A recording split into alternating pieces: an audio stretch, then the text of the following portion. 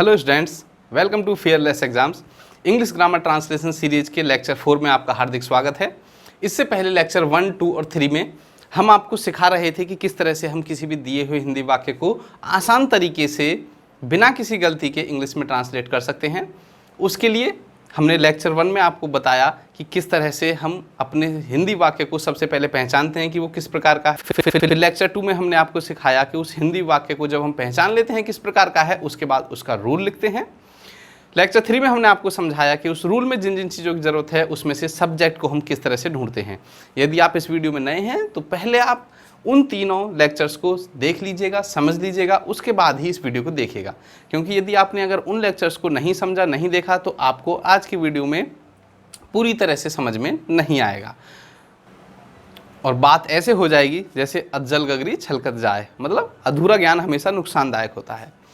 तो मैं आपसे गुजारिश करूँगा कि यदि आप इंग्लिश ट्रांसलेशन को बिना किसी गलती के अच्छे तरीके से पूरी तरह से समझना चाहते हैं तो स्टेप बाय स्टेप सभी वीडियोस को देखें, उनको समझें। उसके बाद मैं आपको गारंटी देता हूं कि आपका ट्रांसलेशन कभी भी गलत नहीं होगा। उन तीनों लेक्चर्स को आप ऊपर दिए हुए आई बटन पर क्लिक करके या फिर इस वीडियो के डिस्क्रिप्शन में दिए गए लिंक पर क्लिक करके देख सकते हैं, समझ सकते हैं। जो हमारी इंग्लिश ग्रामर ट्रांसलेशन सीरीज को पहले से ही देखते आ रहे हैं तो आगे शुरू करते हैं।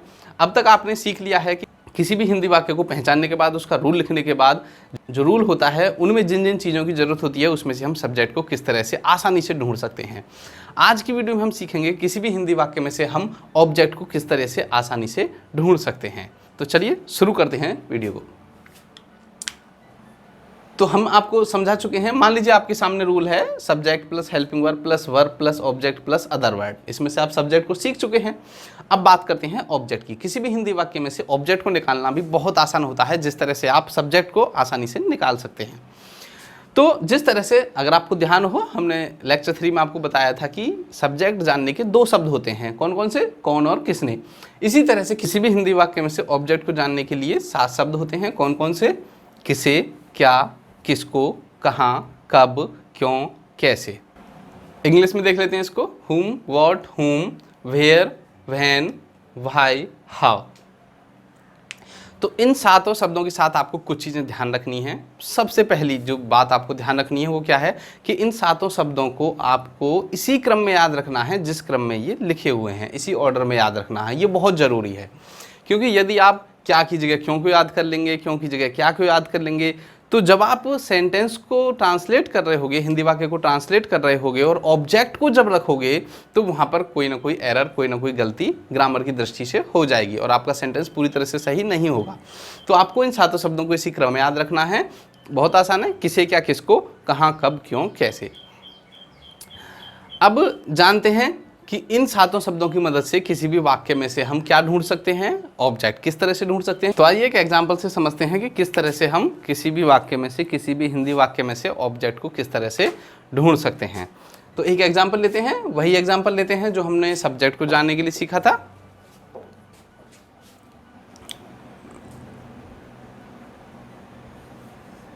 एक वाक्य लिखा हमने, राम बाजार जाता है। छोटा सेंटेंस है, आसानी से समझ में आ जाएगा इससे आपको। तो हम इस वाक्य में, इस हिंदी वाक्य में क्या ढूंढना चाह रहे हैं? ऑब्जेक्ट ढूंढना चाह रहे हैं। ऑब्जेक्ट जानने के हमारे पास कितने शब्द हैं? 7 शब्द हैं। कौन कौन से हैं? किसे, क्या, किसको, कहाँ, कब, क्यों, कैसे। तो ये जो लास्ट में आपका पार्ट होता है, जाता है, खाता है, खा रहा है, सोता है, इसमें हम उन 7 शब्दों को लगाकर देखेंगे। सबसे पहला हमारा शब्द क्या है? किसे। तो किसे जाता है। क्या आपके पास कोई जवाब मिला? कोई जवाब नहीं मिला। अगला लगा के देखते हैं। क्या जाता है। क्या आपको कोई जवाब मिला? नहीं मिला। किसको जाता है। क्या आपको कोई जवाब मिला? नहीं मिला। इससे भी आपको कोई जवाब नहीं मिला। किसे, क्या, किसको। अगला कौन सा है? कहाँ जाता है। ध्यान से समझना, बहुत ही आसान है। कहाँ जाता है, तो कहाँ लगाने पर आपको जवाब मिला, कोई उत्तर मिला। क्योंकि सेंटेंस हमारा क्या था, हिंदी वाक्य क्या था? राम बाजार जाता है। हम लगा रहे हैं कहाँ, कहाँ जाता है, तो हमको जवाब मिला कहाँ जाता है? बाजार। तो कहाँ लगाने पर हमको शब्द मिला? बाजार। तो इस तरह से बाजार हो गया आपका पहला ऑब्जेक्ट। अब आपको ऑब्जेक्ट मिल गया और आपने इस ऑब्जेक्ट को रूल में ऑब्जेक्ट की जगह पर रख दिया। तो एक चीज़ और यहाँ पर ध्यान रखेंगे, मान लीजिए कहाँ लगाने पर आपको बाजार ऑब्जेक्ट मिल गया, तो ऐसा नहीं है कि कहाँ के आगे जो ऑब्जेक्ट जानने के शब्द हैं उनको हम लगाएं ही नहीं। आपको ध्यान रखना है कि आपको सातों शब्द उसी क्रम में याद करने हैं, जिस क्रम में लिखे हुए हैं उसी क्रम में हम लगा के देखेंगे इनको। और दूसरी चीज़ आपको जो बहुत महत्वपूर्ण है वो यह है कि आपको सातों के सातों शब्द लगा कर देखने हैं। ऐसा नहीं है कि कहाँ लगाया आपने और आपको बाजार ऑब्जेक्ट मिल गया, आपने बाजार की इंग्लिश ऑब्जेक्ट की जगह रख दी और आपने सोचा सेंटेंस बन गया। नहीं, कहाँ के बाद भी आपको सातों शब्द लगा के देखते हैं, चाहे आपको ऑब्जेक्ट मिले चाहे आपको ऑब्जेक्ट ना मिले। कहाँ जाता है? बाजार जाता है। कहाँ के बाद अगला कौन सा है? कब जाता है? कोई उत्तर मिला? नहीं मिला। कहाँ कब क्यों जाता है? कोई जवाब मिला आपको सेंटेंस से? नहीं मिला। क्यों? अगला देखते हैं, कैसे जाता है? कैसे लगाने पर भी आपको कोई भी जवाब नहीं मिला। तो चाहे आपको आगे के शब्दों से जवाब मिले, उत्तर मिले, ना मिले, लेकिन आपको सातों के सातों शब्द लगाकर देखने हैं। ऐसा क्यों है वो हम अगले एग्जाम्पल में आपको बताएंगे। तो इस तरह से देखो, ये सेंटेंस था, ये हिंदी वाक्य था राम बाजार जाता है। इसमें हम ऑब्जेक्ट ढूंढना चाह रहे थे, हमने सातों शब्द लगाकर देखे और आपको एक ऑब्जेक्ट इसमें मिल गया, बाजार। तो इस ऑब्जेक्ट को मिलने का मतलब क्या है? जो आपका रूल था subject plus helping verb plus verb plus object plus other word, तो उसमें ऑब्जेक्ट की जगह पर हम बाजार की अंग्रेजी लगा देंगे, बाजार की स्पेलिंग लिख देंगे। तो इस तरह से हम बिना किसी गलती के ऑब्जेक्ट को यूज कर सकते हैं। अब एक और एग्जाम्पल से समझते हैं कि क्या किसी हिंदी वाक्य में ऐसा भी हो सकता है कि एक से ज़्यादा ऑब्जेक्ट मिल जाए? हाँ, बिल्कुल हो सकता है। समझते हैं क्या एग्जाम्पल से उसको भी। तो एक और एग्जाम्पल लेते हैं, हम ध्यान से समझेंगे, बहुत ही आसान है। थोड़ा बड़ा सेंटेंस लेते हैं ताकि आसानी से समझ में आए आपको। मान लीजिए हमने लिखा, कल्पना कल अपनी कार से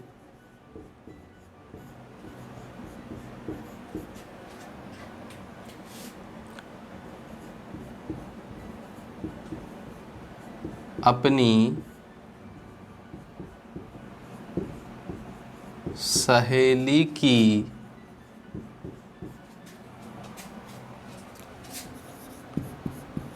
शादी में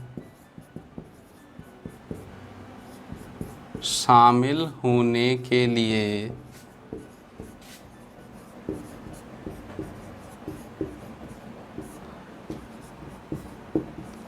मुंबई जाएगी।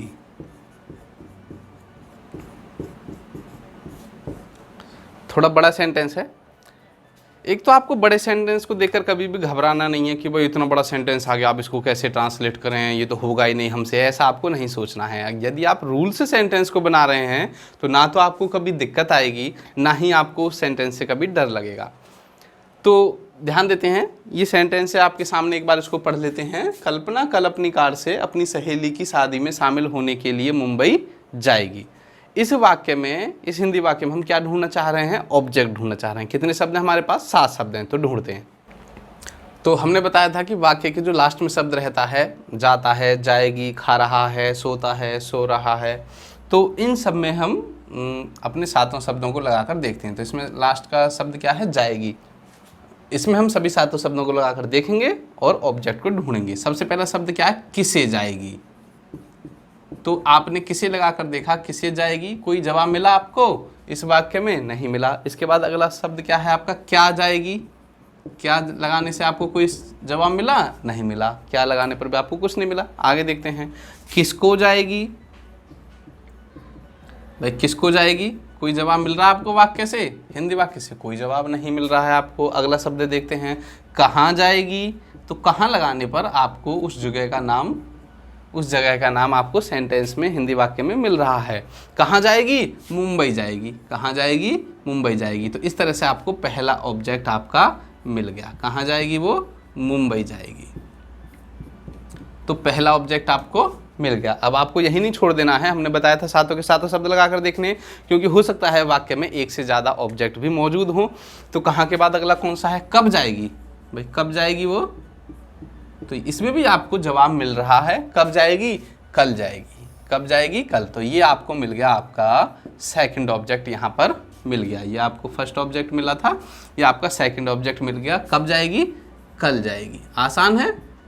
आपको बस रूल से चलते रहना है, आपका सेंटेंस कभी भी गलत नहीं होगा। कब जाएगी? कल जाएगी। आगे ढूंढते हैं, क्यों जाएगी भाई? क्या सेंटेंस में दे रखा है कि वो क्यों जा रही है मुंबई, क्यों जाएगी? तो हाँ, उसने दे रखा है। क्यों जा रही है वो? अपनी सहेली की शादी में शामिल होने के लिए। जितना भी आपको जवाब मिल रहा है वो पूरा का पूरा आपको रख देना है। ऐसा नहीं है कि आपको ऑब्जेक्ट एक शब्द का ही मिले, एक से ज़्यादा शब्द का भी मिल सकता है। जिस शब्द को लगाने पर मिल रहा है, जितना जवाब मिल रहा है, वो पूरा का पूरा ऑब्जेक्ट होएगा, वो पूरा का पूरा ऑब्जेक्ट होगा।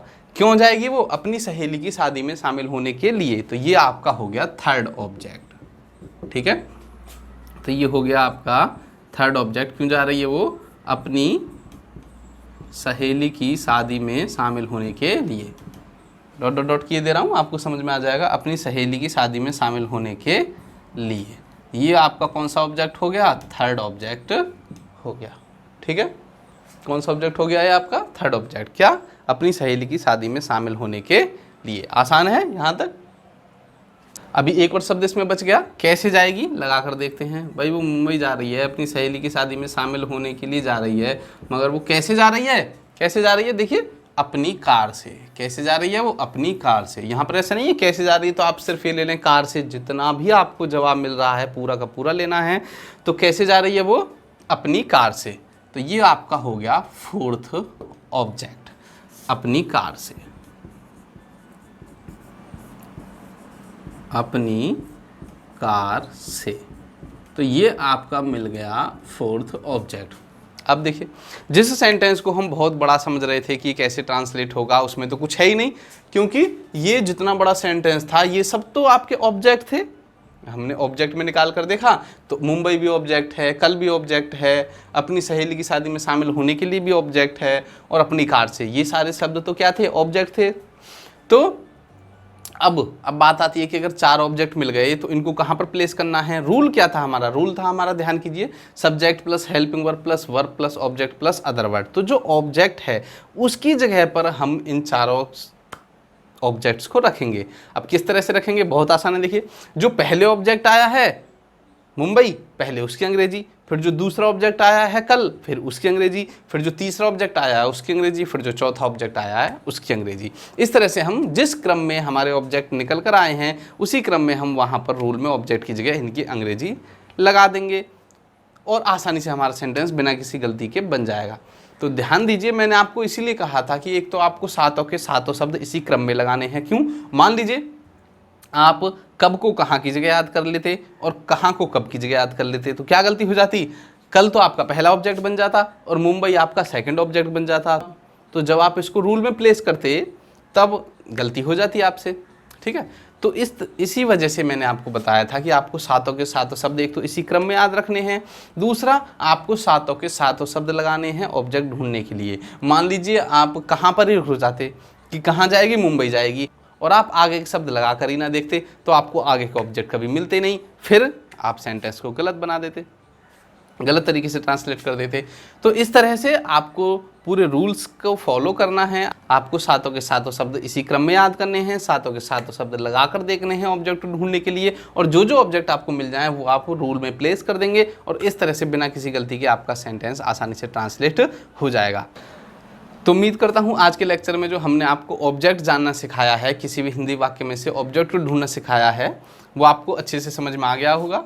समझ में आ गया तो चैनल को सब्सक्राइब कर दीजिए और इस वीडियो को ज़्यादा से ज़्यादा शेयर कीजिए ताकि ये वीडियो और लोगों तक भी पहुंच सके, जिससे कि जो लोग अपने आप को इंग्लिश में कहीं ना कहीं कमज़ोर महसूस करते हैं या आज तक जिनको कहीं भी ट्रांसलेशन समझ में नहीं आया है, तो वो लोग भी आसानी से हिंदी वाक्य को इंग्लिश में ट्रांसलेट करना आसानी से सीख जाएँ और ज़्यादा से ज़्यादा लोगों के ये वीडियो काम आ सके।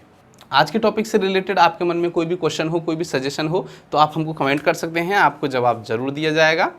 और यदि आपको इंग्लिश ग्रामर ट्रांसलेशन की हमारी ये सीरीज़ पसंद आ रही है, अच्छे से समझ में आ रही है, आसानी से समझ में आ रही है, तो इन वीडियोज़ को ज़्यादा से ज़्यादा शेयर कीजिए, लाइक कीजिए, कमेंट कीजिए, और हमारे चैनल को सब्सक्राइब करके बेल आइकन पर क्लिक करके ऑल पर क्लिक ज़रूर कीजिए ताकि आपको सभी वीडियो सही समय पर मिल सकें, जिससे कि आप इंग्लिश ट्रांसलेशन में एकदम माहिर हो जाएं और आप अपने एग्जाम्स को फियरलेस तरीके से दे पाएँ और ज़्यादा से ज़्यादा मार्क्स गेन कर सकें। तो आज की वीडियो में इतना ही। मिलते हैं अगली वीडियो में एक नए लेक्चर के साथ, एक नई वीडियो के साथ। तब तक के लिए जय हिंद, जय भारत।